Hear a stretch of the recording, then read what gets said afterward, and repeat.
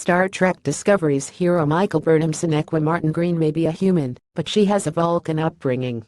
Her foster family is familiar to Trek fans too. Michael was raised by a certain ambassador whose son also served as a Starfleet first officer.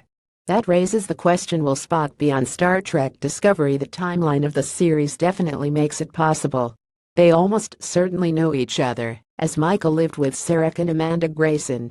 Discovery takes place in the Earth year 2256, at which point Spock was 26 years old, according to canon. Considering this show takes place 10 years before the original series, Michael is probably a little bit older than him. Since they both attended the Vulcan Science Academy and Starfleet Academy, it's not like they missed each other because of schooling. At San Diego Comic-Con, executive producer Alex Kurtzman assured fans that we're aware Spock never mentioned having a foster sister. "Yeah, I'll see where it's going," he said, "but we are staying consistent with canon." In one of the movies, Spock also has a brother named Sybok that he doesn't talk about. If Zachary Quinto and Winona Ryder, who play Spock and Amanda respectively in the J.J. Abrams Trek movies, maybe a version of that character will show up on the new series. In an interview with MartinGreen said that there is certainly room for Spock to appear on Discovery in some form, even if it's just a flashback. "I can be brutally honest," MartinGreen said, "and say I think it is quite genius the way that they have weaved me into that story.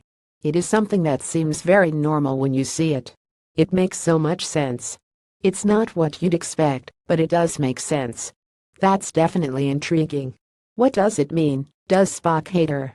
Or something?" The first 2 episodes gave us a taste of Michael's relationship with Spock's father Sarek, played by James Frain, but her history with the family has not totally been revealed.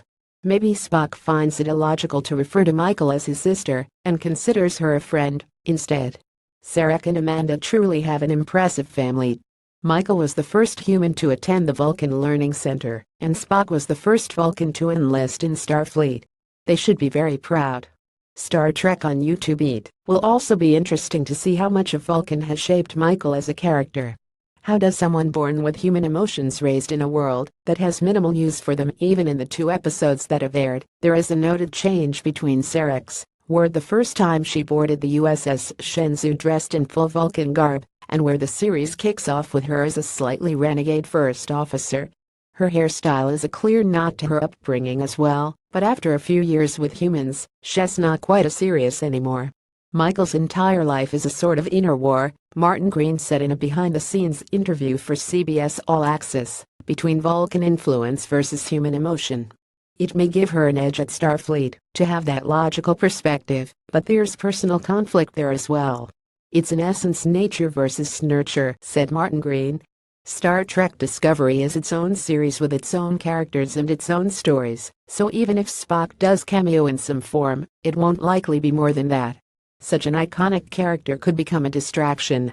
If you are desperate to learn more about their relationship, Spock and the USS Enterprise do feature in the new Star Trek Discovery novel Desperate Hours, set 1 year before the premiere.